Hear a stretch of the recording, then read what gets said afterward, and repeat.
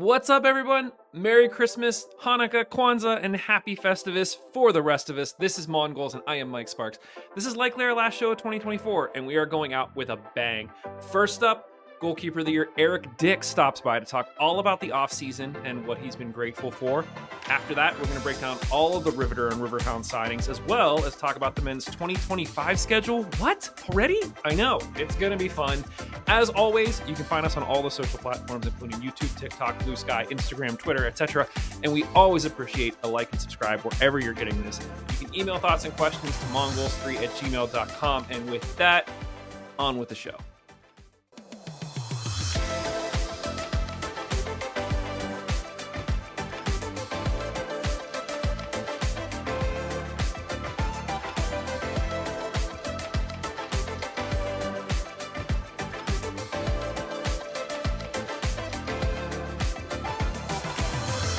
Eric Dick, welcome back to the show, my friend. Thank you. Thanks for having me. Good morning. Listen, first of all, congrats are in order. Since we last talked, you've been named the championship's goalkeeper of the year. You were first team all league. You've won the Golden Glove. Last time we chatted, I think you had just won player of the week or you were on team of the week and you didn't get anything for that. Did they send you any hardware considering, all the accolades you got this season? To my knowledge, no, but again, I'm not really don't really need it. Sandy, get down. Sorry, my dog's on the counter.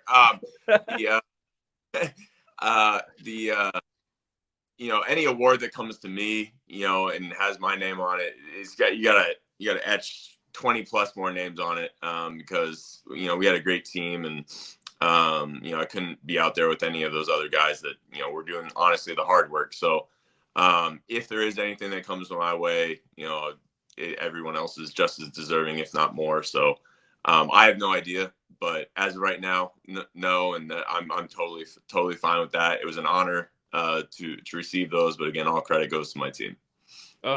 You're too humble. I love it. You need something for the trophy case, though. So if they don't send you anything, maybe we can whip up something that you can have there physically to sort of show what a season it was. But thinking back, 2024, it was a big year. And I'm always curious. We've talked to other keepers in the past, sort of how they think about it, how they think about the game, how they focus on different things. When you look back at 2024 in particular, is there a save that you still think back to and go, man, I still can't believe I made that? Or is there a moment that sort of stands out for you like that? I'll go back to, the defense did such a good job that I would say, the saves I did make, I think I would be very expected to make them, 10 times out of 10. There was a couple of them that were, probably a little bit harder to get to, but again, made easier because of the defensive work. But my mind just jumps probably to the Birmingham header from Enzo. That was, pretty close range. I know he probably would have wanted to put it, a little bit lower maybe, or, back the other way, because I was coming this way. So, but it's such a great player, Enzo is. And so, I think I got a little luck on my side on that one. But, that one, there was a low one. Being a taller goalie, I like getting the low saves, and so there was one in Phoenix. It was low through traffic that I tipped off the post, that didn't really see much, and I think I got lucky that it gave up a rebound where we could clear it. But those were two. But again, I think the ones I needed to save, I saved, and I wish I would have saved a couple more for the team, but. Again, I had a lot of help out there, but those were two that sort of stood out. Yeah. It was a bit of a crazy season where ups and downs and lefts and rights, it feels like in the end, making the playoffs, sort of getting to that point. But there were a lot of exciting moments. What would you say was your favorite moment from this past season? What sticks out in your mind? I would say a lot. I approach this sort of question in a lot of different ways. Me, selfishly and personally, the whole year is great because it's sort of an opportunity that I've been waiting for a long time in my career, is just to take advantage of. I've had opportunities that I probably haven't taken full advantage of, and that's fully on me. But Bob gave me a chance, and the Riverhounds gave me a chance, and I wanted to be the best goalkeeper I could be for the team, and go out and show what I could do, and honestly play for God and play for my family, because those are the reasons why I do what I do. And so the whole season as a whole was great. So many like pro debuts, I think that those are always special. I think they sort of, they get highlighted, but not enough, like how special of a moment it is. There were a lot of pro debuts, and first goals, first assists, like first stats stuff. I'd say as a team, winning 5-0, against Oakland was, Yeah. and that was I think a huge turning point, because I think we Mhm. only lost once or twice the rest of the year after that moment. I think it was just once to Tampa. And so like, I think that was a huge turning point, and just to see the ball go in 5 times and just, celebrate like that was a pretty cool moment. But again, I'd say like the last game where it's, win and you're in front of a crazy crowd. Not sure if that was the mini kiss night, but that was a night as well. And signing autographs while that concert was going on. Like, I don't know, there's a ton of memories. Yeah. But it was a fun season throughout, even through the ups and downs. Yeah. How's your off season been? You doing anything fun? Yeah, it's good. I take a couple weeks off at the end, at the beginning, to let the body calm down. I'm a big homebody when I come home here to Indiana to be with my parents and help out around the house as much as I can, hang out with my dog. She's probably annoyed by me, but I don't care. But yeah, and little sisters here in Indy and older sisters in Boston. So I just try to be around as much family as I can. I love them to death. And, we've taken a couple of family trips up to Ohio, went to the Ohio State Michigan football game, which we have Ohio State in our family. My mom went there. My great grandfather was the band director that created the script Ohio, where they spell Oh, out wow. So like, we have Ohio State in our blood, but it was not a good game. And I know Robbie Mertz was very, very happy. Michigan alum Yeah. there. But yeah, just hanging out, and my happiness is with my family, especially in the off season. So we get up to some fun as a family. You mentioned taking a few weeks off to sort of let your body recover and recoup from the long season. I'm curious, as a keeper, what does off-season training look like for you? Yeah, this one, I've sort of been lucky. I have a cool setup here in Indy, where I go to a place called iFast, which has a physical therapist that's great, and then a strength coach that really has learned what goes on with my body as the season goes on and what needs to be fixed in the off season. So I think taking a little bit of rest, like full rest, is important. And I've learned that, because I don't like taking days off, but I've learned as I get older, the body needs it a little bit. And so I took a couple weeks off, and then Monday, Wednesday, Friday is more about strength and conditioning, and getting the body right. And then Tuesday, Thursday, early on for me, is a little bit of conditioning stuff, but still focusing on correcting the body. But then as we get closer to the season, the Tuesday, Thursday will be a little bit of goalkeeper training, just to get back in the swing of things. Because, I think you don't need to be peaking for preseason. You want to be peaking at the right time, and getting sharp at the right time. And it's a long season. My body went a lot this year, and I got smart about things to make it through a whole nother year. And then just that's in the morning, and then the rest of the day is just family, friends, and walking the dog, mowing the lawn, raking the leaves, and just hanging out, watching the Chiefs hopefully do okay, even though it's very nervous being a Chiefs fan these days. The way it's that's sort of what it is. It's just making sure I'm being smart, taking care of the body, and just ramping up for another year. Love it.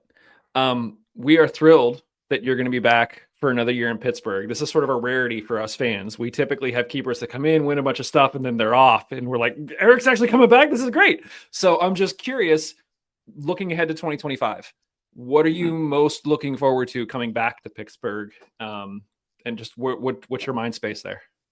Yeah, for me, I am ecstatic that God has given me another opportunity to play this beautiful game that I've worked so hard to get to and to play, and to have another opportunity to potentially play in front of my family, which doesn't happen very often. Pittsburgh's 5 hours away from Indiana, so they've made quite a few trips, and there's some games in and around Indy.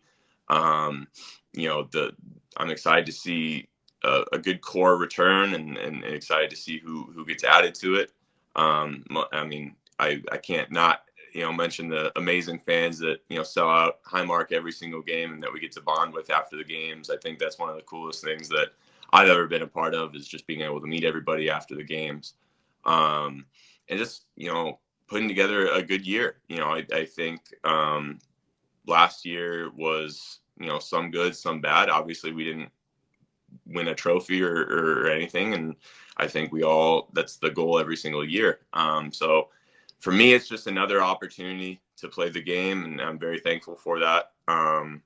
And I'm just going to try my best to be the best goalkeeper I can, and bring what I can do. And hopefully that, makes a lot of winning plays that, hopefully brings a championship to Pittsburgh. Also, let's talk about the Riveters, adding, women's soccer to Pitt, it's going to be a huge year. So Yeah. look forward to, watching them a bunch, during the summer. And so that it's exciting. And I heard they added another one too, the Steel City, right? The sort of a rivalry. So I think soccer is just going to continue to grow in Pittsburgh, and I'm honored to be a part of it. Totally random question. We mentioned how you sort of have won everything, and I know you said that it's a big team effort. I understand, but you're coming back. In terms of the keeper kits, do you have any weight that you throw around there where you're like, I like this color, I don't like that color, or is it just like they give you what they give you and you just deal with it? They don't want my opinion on that. I have no artistic talent. Now, I mean, in college we had I think we had 3 different goalie jerseys, but I only wanted to play in the neon green jersey. Mm-hmm. I always thought the brighter the jersey, the more the eye would catch it of the striker, and then just sort of where you're playing darts and stuff, it's a target. So instead of shooting away from it, you shoot towards it. Mm-hmm. I don't know if there's any science behind that at all, but that's the way I thought. Now I will say this, and I will die on this hill. I think one of the cooler jerseys I've ever seen was the Forward Madison soccer goalkeeper jerseys, all pink, neon pink. I think they look amazing. But there are professionals at Charlie that are handle this, that are way more suited to doing so, and so I'll let them do it. And I'm just happy to rep the badge on the front, and whatever color jersey it is, I'll put it on and play my hardest for it. But if they come to me, I'll provide them some interesting things that most likely will get denied. But if they want some ideas, I'm more than happy to provide some. Listen, I can't wait for the kit reveal and you walking out in neon pink with just a massive smile on your face. Ear to ear smile. Listen, man, I want to respect your time and get you out of here, but you've been doing a really, really cool project with your sister there in Indy. Tell everybody what you guys are working on, and tell how we can help. Yeah, so my little sister Monica came into me in the off season, and she's like, I want to do something, because she's got such a big heart, and she always does volunteer stuff, and I try to be cut from the same cloth as her, and I'm inspired by her and everything she does for the community. And so we wanted to do something for people downtown that maybe don't have as much, and are a little bit in need this winter season. And so we're just raising some winter gear, so blankets, hats, gloves, and socks that we want to gather and go out and pass out. We're going to create just gift bags of all the things, and just go around downtown Indy, drive around, and if we see someone in need, we're going to go up and pass them out. We did an in-person donation last night, and it was awesome. We got so many cool stuff, and then we have a GoFundMe link that we've had so many generous donations already. It's blown my mind how many people have already donated, and I know we're going to be able to buy so many amazing things with that money that are going to go towards providing warmth for those downtown. So that's sort of what we're doing. We're the link is still up and active, and we're just hoping to get as much, and then we're going to go out and purchase as much as we possibly can with the money, and reach as many people as we possibly can this winter season. I think it's fantastic.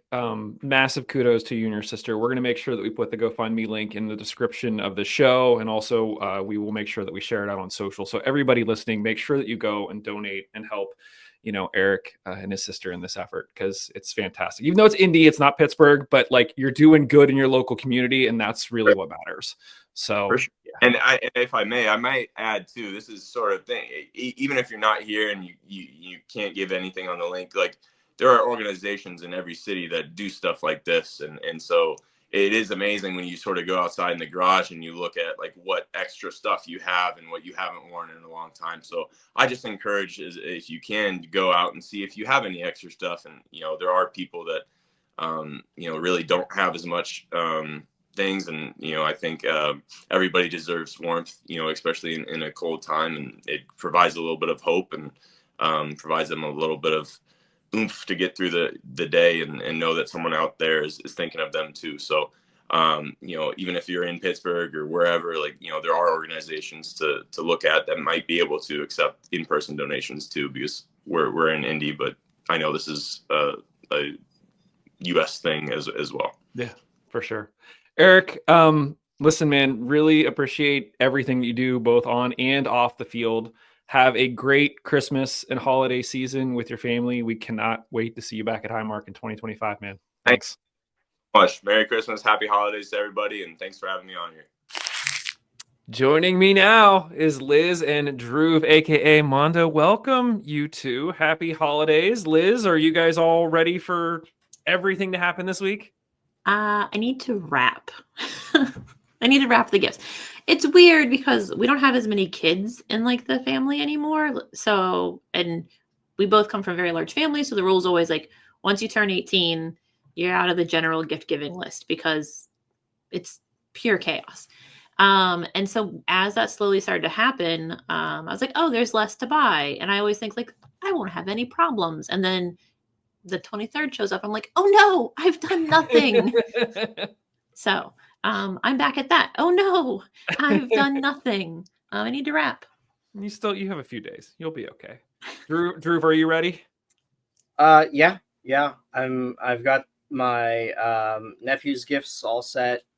Because my wife is in charge of those are wrapped.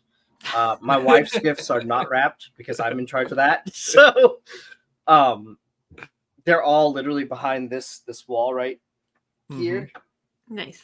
Yeah. So I just have to get the paper and wrap them. It's a little hard for me to transport things right now. I was going to say, speaking of wrapped, you had a pretty major surgery. You doing okay?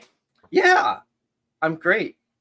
Except that response was just like, yeah, you idiot. Of course I'm okay. I mean, no. So okay.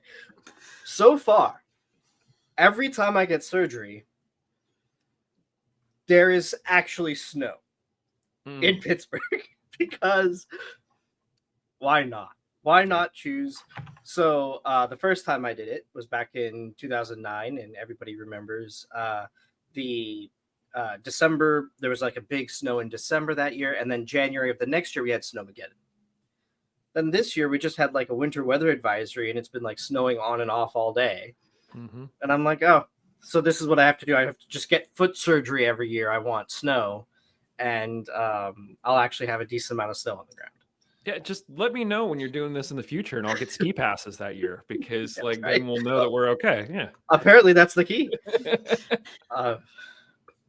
I might be getting a little cabin fever from just being stuck inside.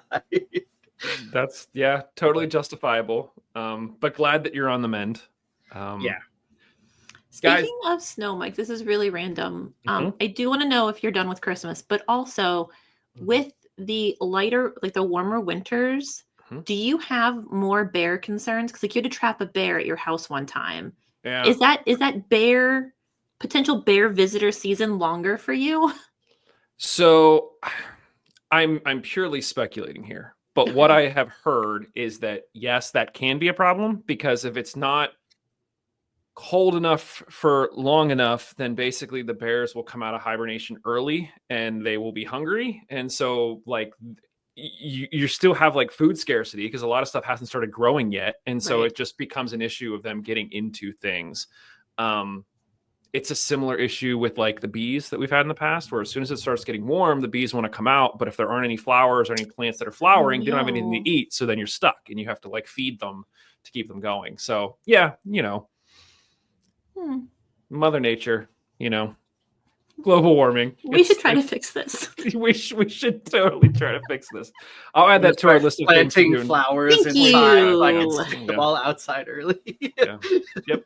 Yeah, exactly. So, but speaking of sort of the holiday season, guys, you have seen the interview with Eric Dick, and I know everyone else has now heard the interview with Eric Dick. I mean, talk about a great way to sort of kick off the holiday season. The dude just seems so genuine and so pure. I try to give him any record, any kudos, and he immediately deflects it and is like, it's really the whole team. And I'm just like, dude, just take the compliment. You were great. He's What's, just like that on the field too, though. Like if you I go up to know. him afterwards and you say anything like, "Oh, like X, saves," like, "Yeah, but blah blah blah," like Yeah. whomsoever helped him. He's always propping up the entire team. Liz, what were your thoughts on the conversation with Dick? I mean, as a person from Ohio who went to Ohio State, he's now one of my favorite people. That's the news about his great grandfather. That's delightfully incredible. Super cool. Yeah. I know hundreds of people who have been involved in that Script Ohio over the years. So that's a pretty cool fact. Yeah. I don't know, like it was really heartwarming and genuine. It did get you in the mood for like the holidays, and there's so much more Hounds news. Like it's just a nice way to roll into what the Hounds are going to look like, possibly in the off season, and what that locker room might look like. Is something that I always think is like super important. Bringing back players helps, but if you bring back the wrong players, you're not creating those friendships. And I think there's some genuine friendships that we're continuing to see in the offseason. I really love it. Yeah, agreed. Drew, what did you think? Man, we do not deserve Eric Dick. Speak for deserves yourself. We do too. The Riverhounds and no. Steel Army are great. Listen, we're all great, but like Eric Dick is on like his own like extra level of just like the level of humility. Yeah. If my dad saw that interview, he'd definitely want to swap me for Eric Dick. That's for certain. But no, it's like, oh man, I'm excited because having him back, I want to see. I would love to see a long-term contract for him. And I know I'm like feeding a segue here, but I love to see a long-term contract for Dick, because having a guy like that in your locker room only helps morale. It only helps the chemistry between players, and it only brings like a sense of camaraderie, and it's great. Like, I don't know if I could speak any higher of the guy, right? Like, the dude literally won everything he could possibly win shy of the championship. And he's like, nah, everybody's name should be on this thing. It's like, dude. Yeah. Yeah. For me, it seems like every holiday season, I'm just sort of like going about my business. And then there's something that happens. There's some like switch that like kicks me into holiday mode. And I was not expecting this to be it. But after talking to him, it was just like, boop, okay, good. Here we go. And like, hence why now I'm wearing the Santa hat as opposed to the Mongols hat. Like, I'm in it. Let's do this. It's great. I'm pumped. It's a good time. The one thing that I was like, really was the USL doesn't give any hardware for like any of those accolades that he won. Seriously? So we need to touch base with the team and see like, did they receive anything? And if not, I kind of feel like workshopping some kind of trophy or something just to give to Eric and be like, here you go. The USL didn't give you something, but we will give you something. Whatever it is, put a plus 26 on it and wrap it up. Okay. Yes. Yep. Yes, we will do that. So yeah, massive thanks to Eric for stopping by. As I mentioned when we talked to him, I am going to share out his GoFundMe link all over the socials. If you are able to donate, please do go donate. And as he mentioned, there are other areas within Pittsburgh where you can donate as well. This is just a specific effort where him and his sister are trying to do as much good as they can, and considering what great people they seem to be, always want to support that. So keep an eye out for that. Drew, of your segue of a long-term contract, I think this may have caught us by surprise, but Junior Etu, not him re-signing with the team, but the fact that he re-signed with a 2-year contract and a 3rd-year option. Almost everything we've seen up to this point has been a 1-year contract with a 1-year option. That just is how the team does things. Etu is sort of the first one that we're really seeing this 2-year with a 2-year with a 3rd option. Liz, thoughts on, changing things up a bit here?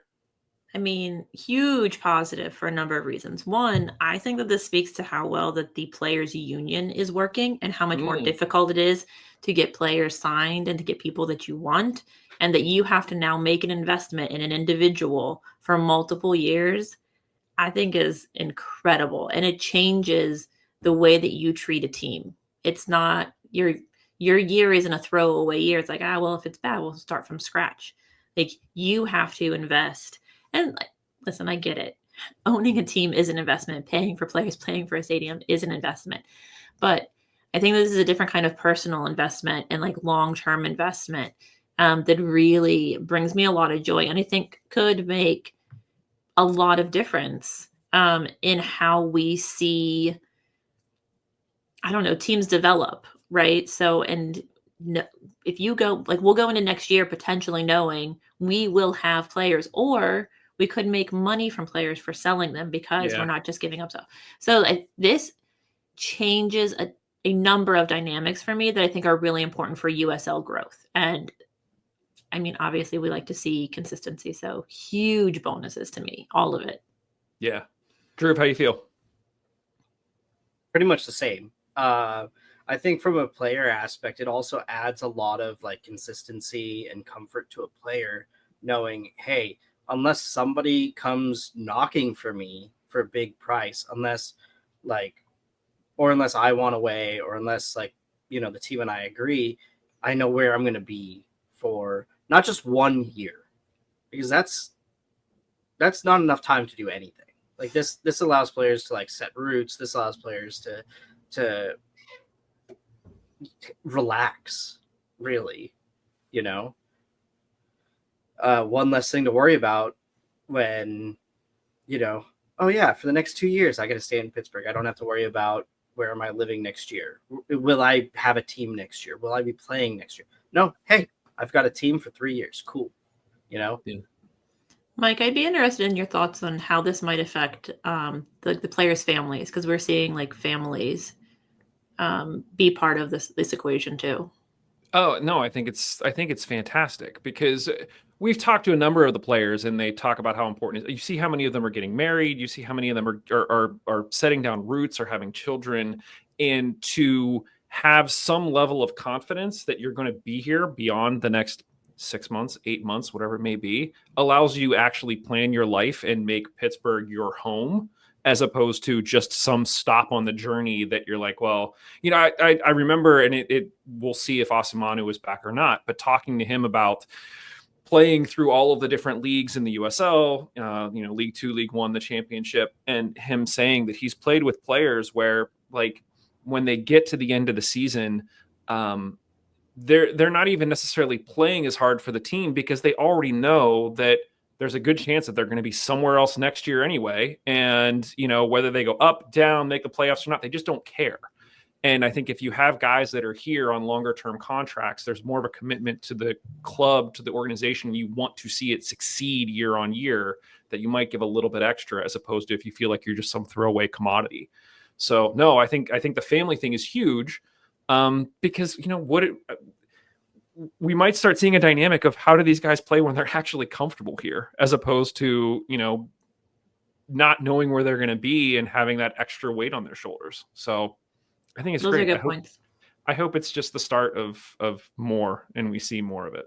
So, yeah.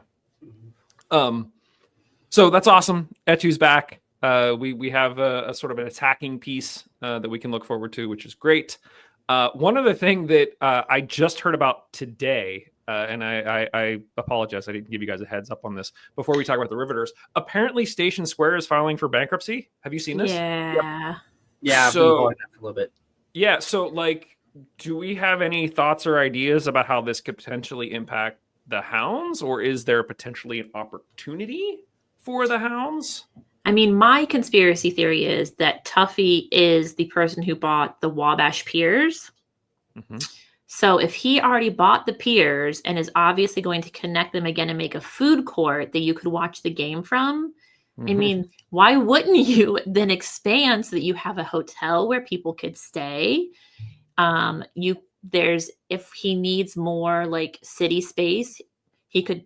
I mean, could we put another stadium down there? Could we get rid of something? Maybe. I feel like there are lots of options. We've been talking about stadium expansion, but if you actually own, the giant parking lot between Highmark Stadium and Station Square, is there potential just to build a new stadium that's bigger and then like move into there? I don't know. It's just, as soon as I heard that, I went, oh, like that's interesting. Like, yeah, Tuffy could totally, well, I say this like he's just made of money. Tuffy could totally buy the hotel, and then just any teams that are coming in from out of town, they just stay at his hotel, and now he's making money that way too. I don't know. It'll be interesting. Even better than that, I think, like talking to Steel Army members before games and stuff like that, and talking to a friend of mine who's an architect, like there's Europe has a lot of these like soccer city, like a mini town within the city, right? Like around the stadium is like a ton of amenities. There's clubs, there's food, there's everything. So that, because during the off season, you need to bring revenue to that area too. And in the same way, to hype up your own city for your team, you have that little bit of everything. So I think there is definitely an opportunity, and especially based on the way I personally, Mondo suit, non-Mondo suit, after games have been treated in some of the establishments down there, there's definitely room for some very sports-oriented businesses to get in and actually, like, we all rise together. Right? And if we're going to go like fully down the rabbit hole, like there's that building in the middle that has nothing in it. Then you keep the Grand Concourse because that's bougie and people love that. You build up like that history part of it. It connects to those apartments on the other side. Like maybe you figure that out, and then there's a huge parking lot out there too. Yeah, but I don't know if that's owned by the apartments or if that's owned by and regardless, we can figure it out. There's an empty building. Yeah. You would keep the boats, right? And Tuffy likes the Steelers, so we could do more collaboration between like park here and go to a Steelers game, and like, come on. Obviously, this is what's going to happen. This is the easiest. It's just so easy, Mike. Just hire us, Tuffy. We'll make it happen. It's done. Yeah, exactly. There's so much room, and even if it's Tuffy who ends up owning all of Station Square, he can go bring in the businesses that will support the organization, and conversely, the organization will support as well. So, like, I don't know. I'd like to see like a cool bar down there. I'd like to see.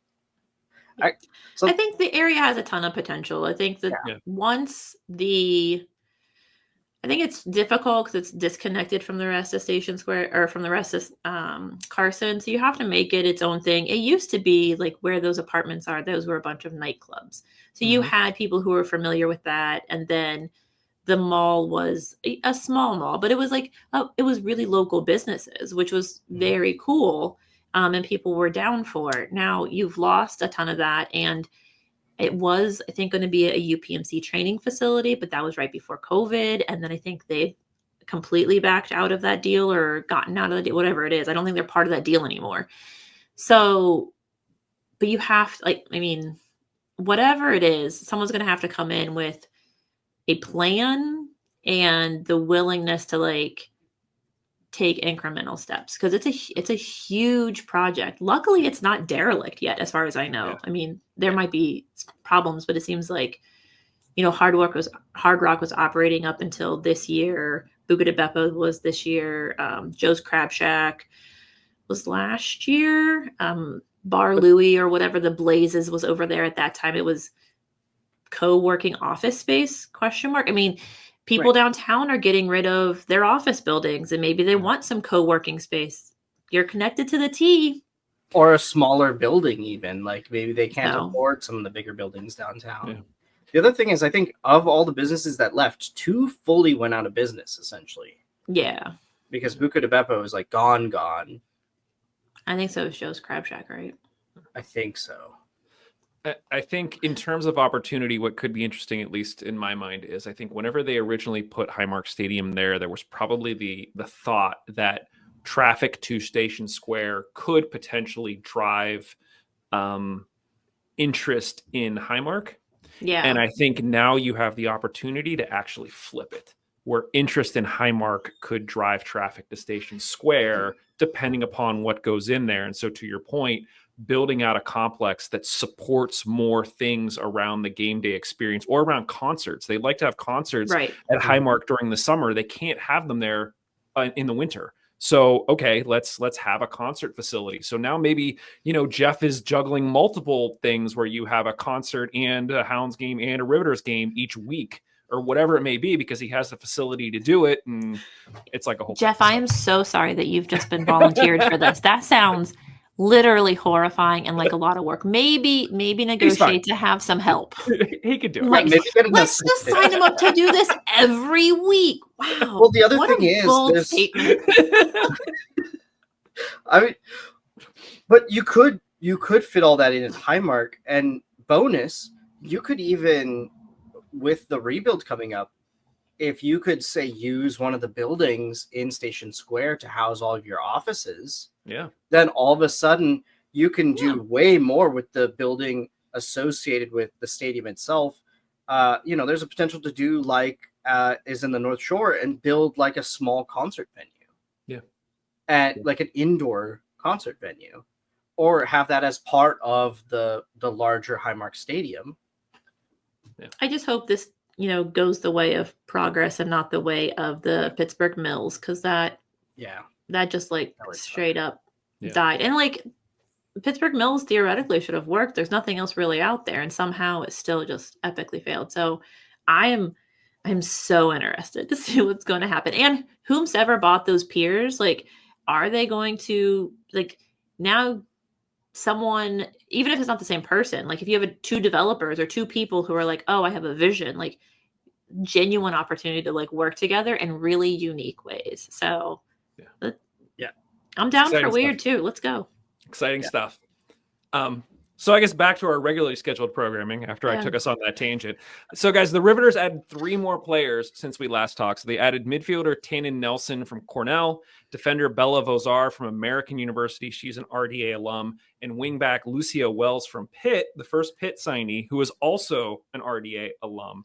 So that brings their current roster to 6. We already knew about Tessa Della Rose, Piper Caulfield, and Kennedy Neighbors. One of the things that we did not discuss last week, it was my fault, but in talking to Scott Gibson that he mentioned that I thought was really interesting, and I just want to see what your guys' thoughts was on this, is he said specifically that because we already have such a good relationship with so many of these colleges, because the colleges want our RDA players, it opens the door for them to reach back out and say, okay, now you give us all your best players so that we can put them on the Riveters. Liz, thoughts on that? I mean, if they're playing the same systems, if people are picking RDA players because they like not only probably the discipline and the consistency, because the strength training videos that RDA puts out are insane. Yeah. If it is partially because of the system that they teach and they're going into something substantially similar, and then the Riveters pick up on that, I mean, you suddenly have the opportunity for, let's say you're starting 11, let's say just those players to have played possibly together, definitely under some of the same coaches, and to have a feel for making stuff happen for the last 15 years of our lives. Yeah. No big deal. Like that kind of consistency and knowledge is so hard to build up. And I know that there's differences between, the rules and different things for RDA versus college versus the pre-professional, but there's still such an opportunity for that cohesiveness to be so much faster, and for the relationships with the coaching staff to be faster. Even if you come in and you don't know any of the coaches, you'll be like, oh, do you remember Kevin Kerr? He taught me blah blah blah. Like, okay, so we want that, except you're going to pass more frequently. Do you know what I mean? Like, it's just you're building, you're iteratively building for these women, and that's huge to me. Yeah. Drew, have thoughts? Again, same. I'm going to start with you on the next one. No. Nice, I like being told I'm right. This is great. I mean, you get a really nice waterfall. I like to think of, oh man, this is one of my crazy background stuff coming out, but it's like a waterfall reaction, right? Like the RDA is really good at training young players. So colleges want those really young players. And then, so we reach back out, we get the young players back to play for us again. And then those young players stay as part of the organization, and they help the next generation of the young players. This is where we talked about this a little bit with the contract situation, but this is a mentality that the Hounds and Riveters organizations are no longer just, we're going to field a team. This is like, we're building an empire kind of thing. Like, we're building a franchise. This is our DNA. Yeah. And like, it just speaks to the ambition, and I love it, because I mean, we knew Tessa was a big get for the team, but also she's playing at UNC, and UNC has such NCAA pedigree, such women's national team pedigree. Indiana, same, right? So I don't know as much about Cornell or AU, and Pitt's starting to be seen at the tournament more consistently. So we're seeing programs that are not small programs have a huge interest, a vested interest even, in development by the RDA and by the Riveters. And that, I think that says that something is being done right on more than one level, right? Yeah. And to your point, the team released a photo, I think earlier this week, where Tessa came back and like went to one of the practices of the younger girl RDA teams, and they took a picture with her, and it's like, she was here. Like, this is where you could go, and this is all, this is all possible for you. So yeah, I think it's all great. I mean, I remember walking through the halls, and like, as a young kid, and Pope was like, you got this, dude. And like, we did a practice with him, and like, this dude is a national team hero. He's the most winningest dude on DC United, right? Like, this dude's freaking amazing, and he's there teaching you the stuff he did. And we're seeing that here. And it's like the same, I've got to think it's got the same like butterflies and like excitement in the kids that I had back then. Yeah, for sure. It's awesome stuff. So stay tuned, because as we mentioned, they had open tryouts a few weeks or 2 weeks ago, and then they had an invitational tryout as well this past week. They were a little more lenient with showing pictures of who was at their invitational tryout than the Hounds were, who also had their invitational tryout, but all you could see were calves and ankles and backs of heads, because they didn't want it to leak who is potentially there. I mean, have you ever been on the Steel Army Discord? We love to play Junior Sleuth. You give us an inkling of a picture, and we will go down a rabbit hole.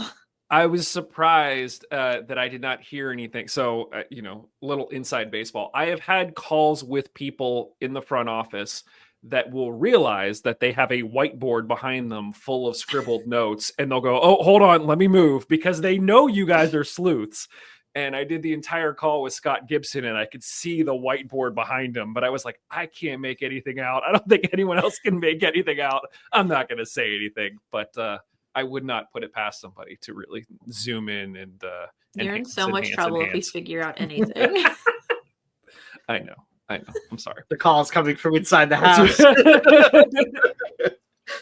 Quick. Next topic. Guys, the schedule was released for the men's team for 2025, which, like, first of all, because typically So early. It's so early, and typically the way that they do it is they'll be like, here are, the home openers, and they'll just tell you the home openers. They won't even tell you your first game of the season. They'll just tell you your home opener, and then they trickle out additional details. This was just like, here's a little schedule, and we were like, what? So, Drew, initial thoughts on just the schedule, and then we can get into the details of what's there and break it all down. We have a very strong start of the season. And I don't mean that in the Hounds can like build on this. No. We're playing the big guys up front. North Carolina is like North Carolina, that's like, but San Antonio, Hartford, Birmingham, Charleston, Loudoun. That's our first 6 matches, right?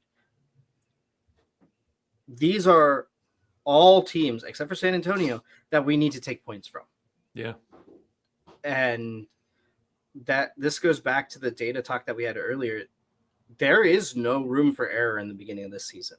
Mm-mm. And this season, especially because the big names, Hartford, Birmingham, Charleston, North Carolina, Loudoun, are all names that were in the mix at the end of last season, were in the mix for teams that we were directly competing for a playoff spot with.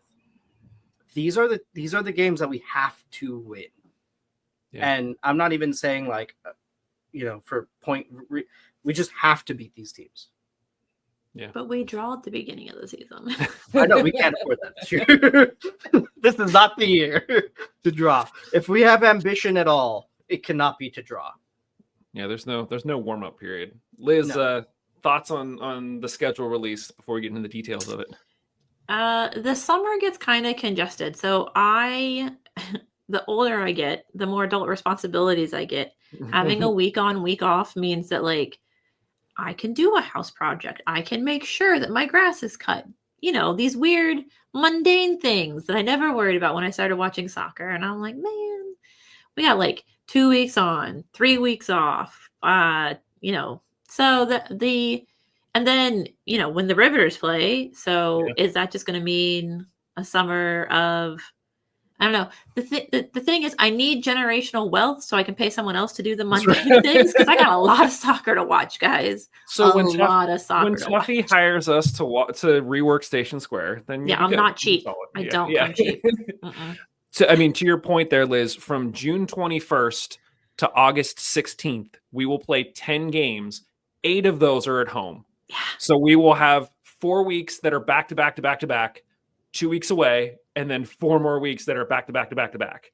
So, and what if it's 110 degrees again? Right, exactly. So that makes it a little bit tough.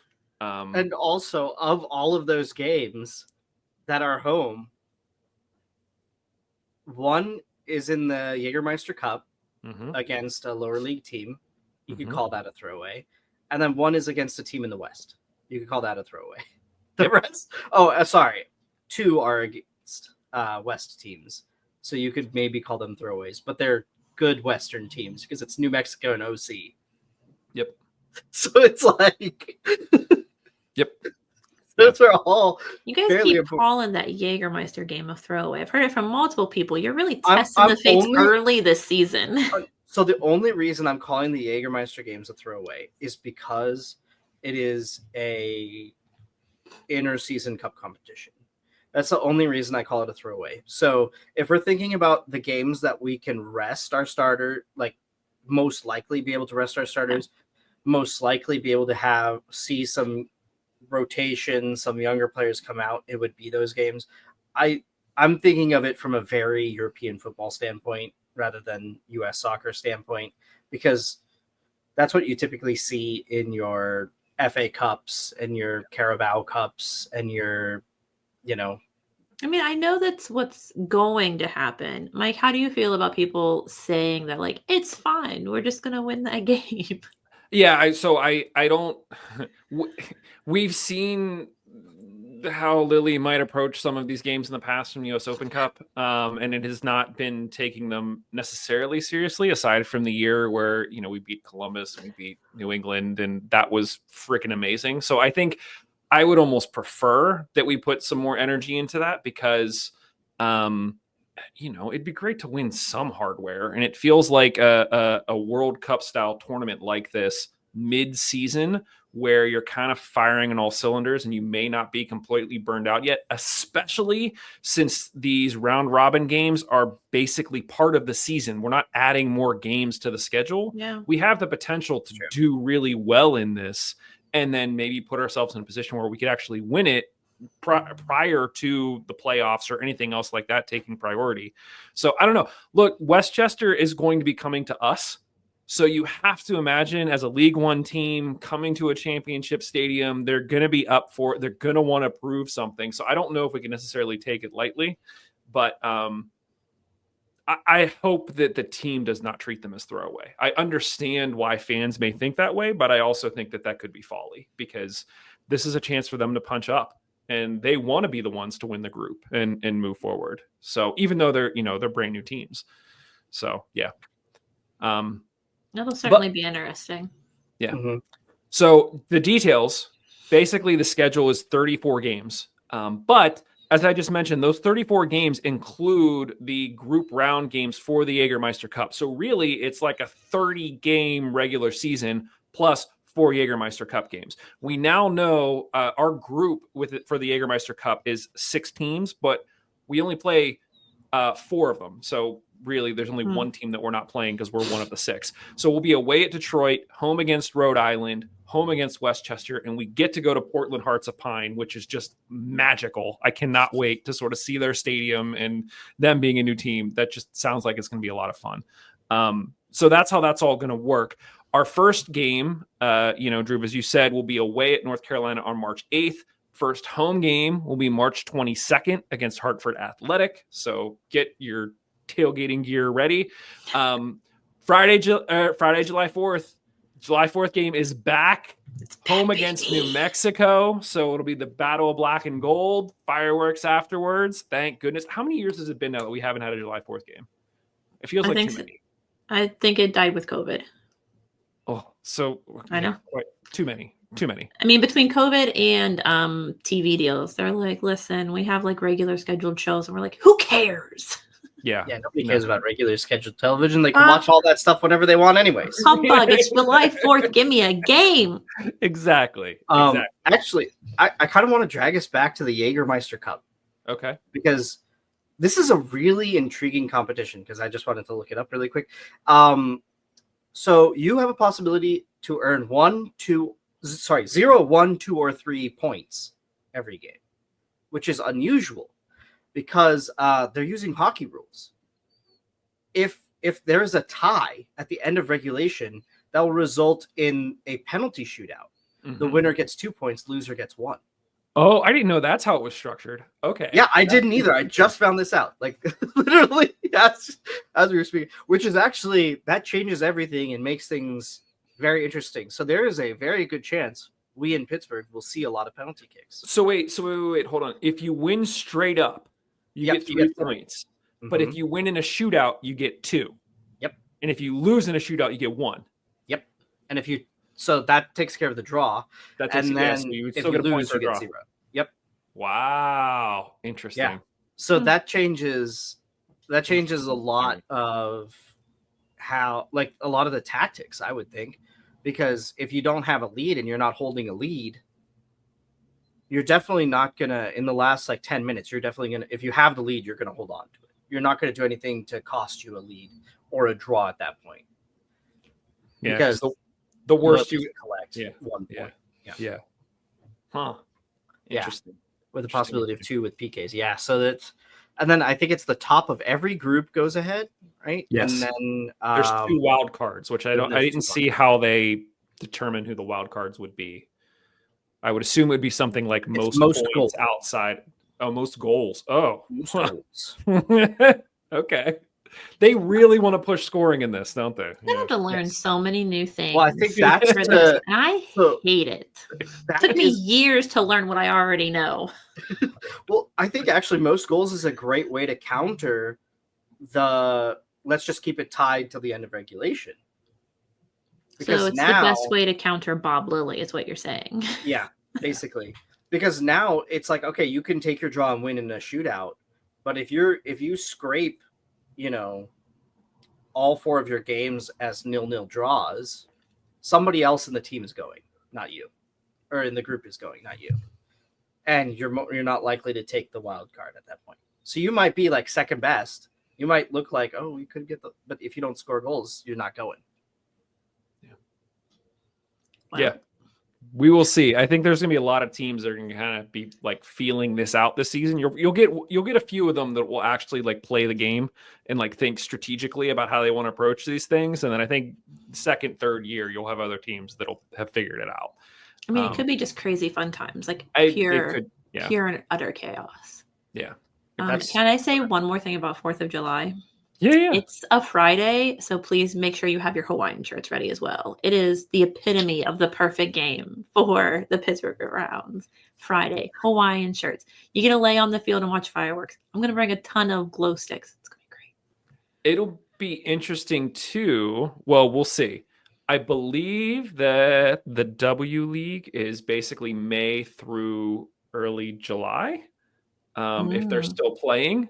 So whether or not we could potentially turn that into like a full weekend of soccer, like a Friday night fireworks for the men's, Saturday night for the women's, like could be quite the weekend. So circle that on your calendars now. Put a camper in the Highmark parking lot. I'm staying. Listen, I like legit thought about like it'd be really cool to have a trailer that doubles as like a traveling studio.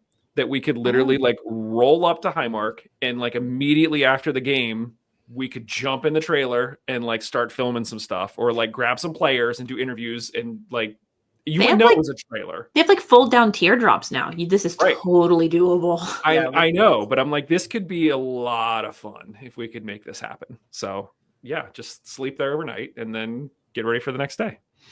Yeah. I mean, if that happens, somebody's going to just need to freeze me in carbonite and just hit the buttons the next morning. Well done. But in terms of just one other thing that I noticed about the schedule, it doesn't seem like we have any, aside from that stretch during the summer that we already talked about, where it's sort of 4 games at home, 2 away, 4 games at home. There isn't a ton of away stretches where we're gone for too many extended periods of time. There are 3 times this season where we will be away for 3 consecutive games, which feels like a lot, but to know that you go on the road for 3 and then you're home for 1 or 2, I think is a nice way to balance that. So overall, it felt like, at least in my mind, there was some good parity here. It feels like there isn't anything that seems like it's going to be too rough. We end the season home away. Like it just sort of keeps bouncing back and forth. So we'll have to sort of see how that plays out in terms of where we are as a team. And are we struggling? Would it be better to have more home games? Don't know. But on paper, I feel pretty good about this. Liz, how do you just like gut wise, you feel okay about this? Is there anything you think it's missing? I mean, this is not my forte, honestly. I'm going to wait until Houndsley goes and like loses their mind about something, and then I'll just adopt however they feel. They're going to care so much. And God bless them. Love you. Yeah. Whatever. This is fine. I'm here for the soccer. I'll go to the soccer. Drew, any sort of final thoughts on the schedule? I'm just taking a quick pass to make sure I don't. Oh, we have a Tuesday game. Yeah. Which I guess that's better than a Wednesday game. I was really hoping they were going to do away with this midweek nonsense if they're going to give us a weekend off. But I really hate the midweek games. That's my least favorite. Just because it's tough to get a good outing for a midweek game. And ours happens to be versus Miami in July. So a Tuesday in July against Miami. I mean, say la vie. Maybe they'll focus on like corporate sales and like make it, a bunch of business. I mean, I've seen a ton of business people in suits because they'll go after. So whatever, make that the corporate game. We're always going to have them. Everybody has them. You have to make up stuff somewhere. So whatever. Right. Yeah. No, it's just on like I'm glad we only have one. And Yeah. I'm really, I will also say about the Jägermeister Cup, thank you for taking weekends. Thank you for picking weekends to be on. Yeah. Because that just makes it all the better. Well, the other thing to keep in mind too is that we will have the Open Cup in theory to factor into this as well. So for those Wednesday sickos. For the people who enjoy Wednesday games, yes. Yeah, exactly. But yeah, so the Open Cup can have its Wednesdays. Yeah. For those of us with a problem, it's not a problem. We just show up. That's right. That's right. So excited that the men's schedule is out. I'm sure it'll probably be at least another month or two before we hear about the women's schedule, just because of everything that they're trying to balance and juggle there. But it will be very interesting to sort of see how the team organizes all of that, the promotions to try to get everybody to all of the games, and how do you balance it so that people don't get burned out. It's going to be a crazy season, but it's definitely going to be a lot of fun. Guys, as I mentioned, this is likely the last show for 2024. Closing thoughts for the year, anything in particular that you're hoping to get this holiday season, Liz? Rest, some good food. Yeah. I like going home and visiting. I just want to sit around and play cards and eat a bunch of food. Honestly, everyone's like, "What do you want?" And I was like, "Don't worry about it. Just have some potatoes ready and let's play some cards." Are you going to take any of the games that you guys got in Philly? We will take maybe one or two, but honestly, like Josh's family especially has established games that they play and they accommodate like the full group of people and people tag in and out. So we might take one or two, but for the most part, it'll just be food and what do they play? 5 Crowns or euchre. Nice. Good. Drew, you doing anything fun? I get to hang out with my in-laws this Christmas season, so I always enjoy that. I think there's football on Netflix. Oh, sure. Yeah. Live football on Netflix, so we're gonna see how well that goes. Hey, Netflix just got the right to the next Women's World Cup, so like no, I am not prepared to talk about that or think about that. We'll confront that. I saw that yesterday, and I have filed that away to like problems for future me. Because so hopefully they don't do the Mike Tyson fight again for the NFL games on Christmas, and hopefully they can build on whatever they learn. But yeah, that's pretty much what I'm excited for is just the standard football, food, and family. Yeah. And walking again. That'd be great. Right. Of course. When are you out of the boot and off the crutches? Off the crutches, it's gonna be a little while. I might be able to start weight bearing Monday. So I'll at least be able to start the process. January 3rd is my first go, no go decision where we decide if I'm fit enough to take more weight and stuff like that. I'm still going to be on crutches until around April. So. Okay. Start of the season. Yeah, Mondo I might be down to a crutch as in early January, but we're gonna have to get you into the stadium early. Yeah. And you also need to make like a Star Wars themed crutch now. Like it's gotta be part of the theme. So he turned around. I thought he was gonna pull it out. He's like, "Look what I did!" No. They're fully ready. They're very boring. Yeah. I might use my knee scooter though, so you might see a Mandalorian with a hot pink knee scooter. Sweet. Shooting around. Now you need to deck that out and make it look like a land speeder or something. So like that's what you're riding around the parking lot. I don't know, that'd be cool. If you get a hot pink scooter and Eric doesn't get a hot pink kit, something's wrong with the world. That's right. Yep. Way to bring it back around, Liz. I did it.